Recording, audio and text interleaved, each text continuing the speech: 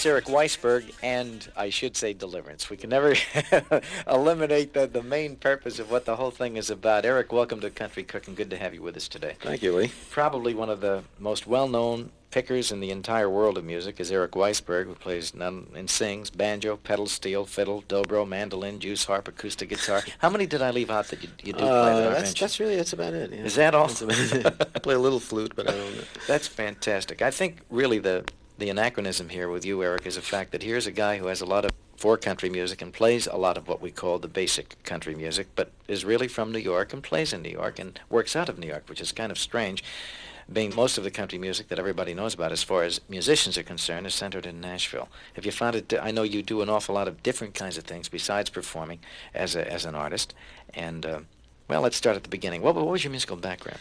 My musical background is I took a couple of piano lessons when I was about 5, and I didn't like it. And my mother was a pianist, not professional, but she is and still is a good pianist. And then when I was about 8 or 9, I heard some Pete Seeger, and the banjo sound just knocked me out. So I started playing the banjo when I was about 8, and just kind of picking it up on my own. And then I began to listen to WAAT, which was the big country station out of Jersey then. And of course, that was really the only way to learn how to play the banjo and the guitar if you didn't have any money, by listening to records. And I did. And I was. Who were some of the people? Was Scruggs an influence on you? Scruggs was a tremendous influence, naturally. Yes, about 1950 and 51 when I first. Of course, my first style was Pete Seeger's folk style, right. And then I heard somebody playing the Scruggs style, and I bought some records of his, and it was Scruggs and Don Reno and Sonny Osborne were the early ones, or the great ones. I still think Scruggs and Reno are probably the greatest. Mm-hmm. And of course, I still kept listening to country music stations because I liked it by that time. I really, it was a part of me. And where did you want your career to go at that point when you were learning? What were the dreams? I wasn't even thinking about it then. I was just, I was only about maybe 12 by that time, right. And that I was still, of course, interested in music. And then I went to the High School of Music and Art, and I was a string bass major there.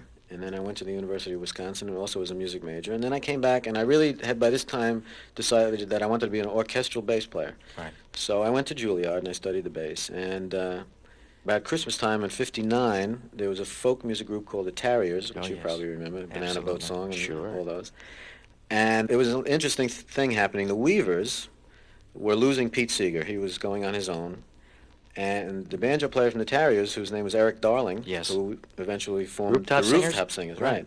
He left the Tarriers to join the Weavers, and they were playing at the Village Gate at the time in New York, and they asked me just to fill in for 3 weeks to play bass. They didn't even know me or anything. I was recommended to them by Leon Bibb. And I did, and then I started playing a couple of banjo tunes, and then it kind of grew. Even in only 3 weeks, it grew into a thing. They asked me to join the group, and I was 19 at the time. I left school. No, I was 20, I guess. I left school, and I became a member of the Tarriers, which I did for 7 or 8 years. And then I went in the Army, and then I came out and just really started doing studio work. Right.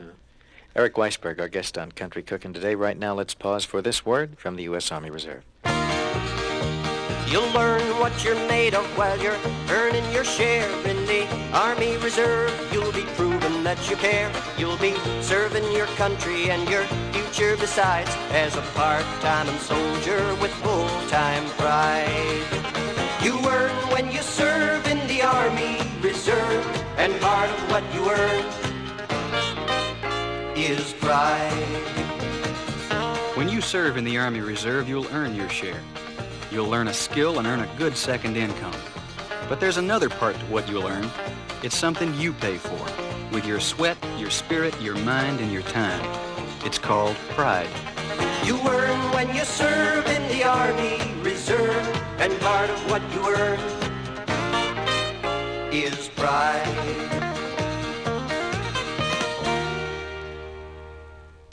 This is Lee Arnold for the United States Army Reserve, and our guests today, Eric Weissberg and Deliverance.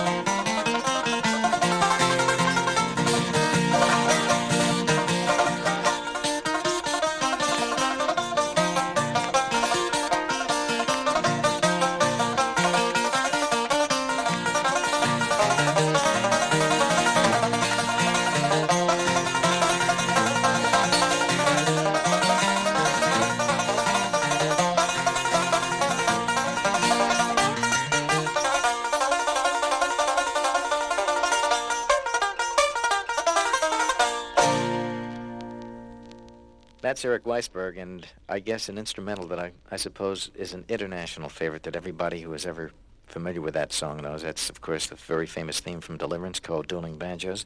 Eric, welcome to Country Cookin'. Good to have you with us. Eric's in the studio with us. I think that's a story in itself of how you got to record that associated with the picture Deliverance. How did it all come about?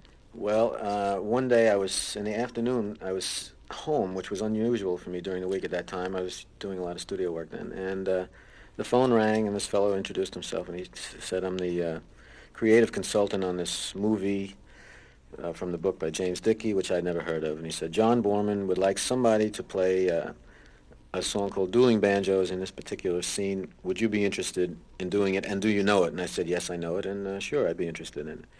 So I had to go to his apartment. I had to prove to him that I actually knew the song, with my friend Steve. And so we went up there, and he said, okay, fine, sent me a contract and this and that. So we flew down to Atlanta, went on location in northwestern Georgia with John Borman and the actors, and rehearsed for a day with him. And he told us how he was going to shoot the scene. None of the movie had been shot yet, which was also unusual. Usually music is the very last thing to go on in a movie. And this particular scene was very important in the movie, and he wanted to shoot the movie to the music. So we rehearsed with the actors, and then we went back to Atlanta and recorded it. And he liked it so much that he asked us to come back and do the rest of the soundtrack, which we did the following weekend. And then I heard nothing for a year and a half, and all of a sudden it was on the radio. They just lifted it right out of the movie. It was not a separate recording thing. Right. And there it was, a big surprise. How many millions has it sold by now, Eric? Do you have an actual count? I really don't. I think the last I heard was about 2 years ago, 2.5 years ago, and then it was the single was 1.3 million, and the album was about 850,000. It's incredible. Story of Dueling Banjos and Eric Weissberg, our guest on Country Cookin'. We'll pause right now for this word from the U.S. Army Reserve. Did you know that a good second job can make your first job easier to find? A good part-time job like the ones in the Army Reserve can help you get valuable on-the-job training. You can learn to be a radio operator, a dental specialist, a computer programmer. In fact, you can learn any job that's open at your local Army Reserve unit. Naturally, there's basic training followed by a few months of job training, but after that, you're home again, working for us 16 hours a month. You could be using the rest of your time to nail down a full-time job with a skill you just learned. And think about the money, too. You'll be earning a good, steady extra income. But that's not all of it, because part of what you earn is pride. Now, once again, here's the great artistry and the great talent of Eric Weissberg.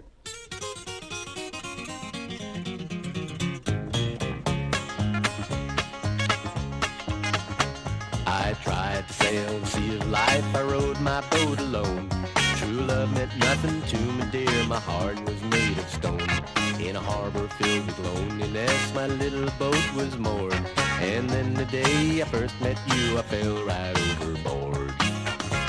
Till the end of the world rolls round, I'll keep on loving you. As long as the sun goes up or comes down, till the big blue sky reaches down to the ground. Long as the world goes around and around, I'll keep on loving you.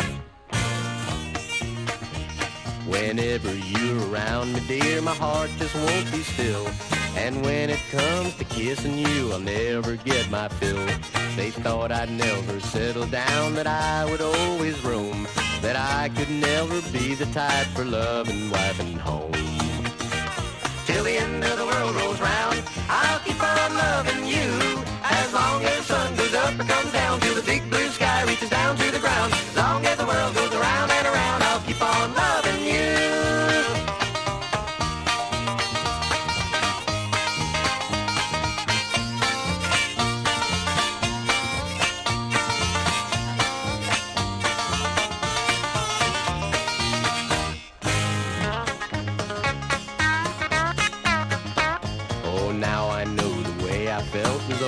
Selfish pride. I thought my heart was fireproof, but you burned your way inside. So tell me what I've got to do, yeah, tell me how it stands. The cards are on the table, dear, my life is in your hands. Till the end of the world rolls round, I'll keep on loving you. As long as the sun goes up and comes down, till the big blue sky reaches down to the ground. Long as the world goes around and around, I'll keep on loving you. Yes, as long as the sun goes up and comes down, till the big blue sky reaches down to the ground. Long as the world goes around and around, I'll keep on loving you.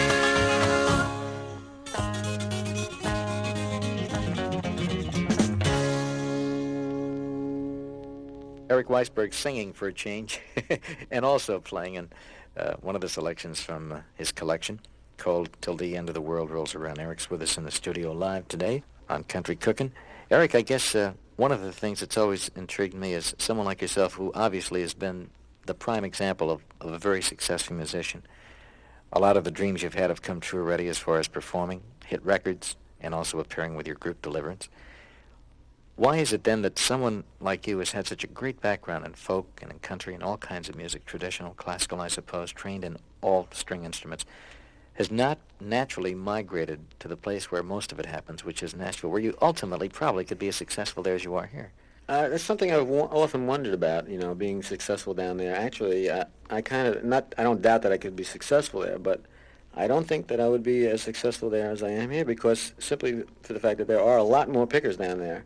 And what I do up is kind of unique up here. There aren't too many people playing steel guitar, or the banjo, or the dobro, or some of the kind of oddball instruments to a studio musician who also can read music and follow a chart and do all those things, Whereas in Nashville, they don't follow charts to read music for the most part, most of those pickers, as a rule. As a rule, yeah, probably. They do follow a chord chart, but Yeah, they have their own it's, progression. it's actually, we're getting a lot of that up here now, a lot of the chord charts, and they let the good pickers pick because that's what they're there for. But I have kind of wondered about going down there. But New York is my home. I was born and raised here, and in the words of the old song, when you leave New York, you ain't going nowhere. So I like it here. Eric Weissberg with us on Country Cookin' right now. This word from the U.S. Army Reserve. You'll learn what you're made of while you're earning your share in the Army Reserve. You'll be proving that you care. You'll be serving your country and your future besides as a part-time soldier with full-time pride. You earn when you serve in the Army Reserve, and part of what you earn is pride. Hi, this is Billy Swan. When you serve in the Army Reserve, you learn a skill and earn a second income. But there's another part to what you earn. It's something you pay for with your sweat, your spirit, your mind, and your time. It's called pride. You earn when you serve in the Army Reserve, and part of what you earn is pride.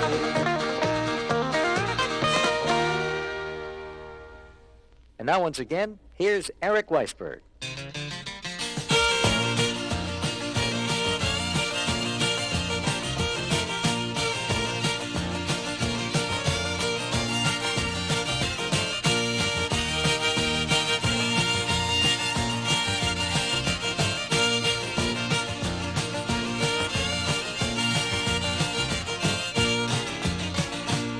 Whoa, the people would come from far away to dance all night till the break of day. When the caller hollered, do-si-do, knew Uncle Ben was ready to go. Late in the evening, about sundown, high on the hill and above the town, Uncle Ben played the fiddle, Lordy, how it would ring. You could hear it talk, you could hear it sing.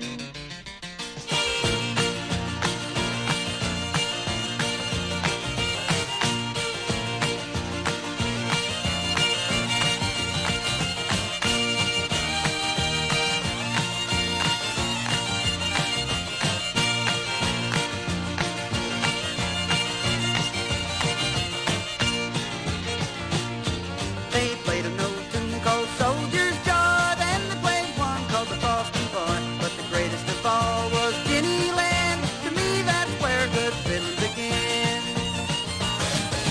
Late in the evening, about sundown, high on the hill and above the town, Uncle Ben played a fiddle, Lordy, how it would ring. You could hear it talk, you could hear it sing.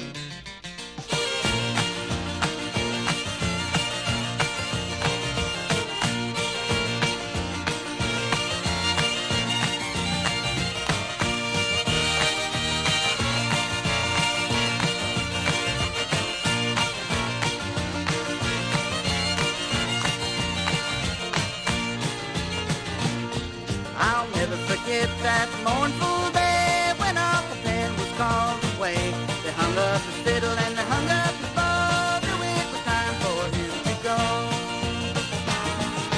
Late in the evening, about sundown, high on the hill and above the town,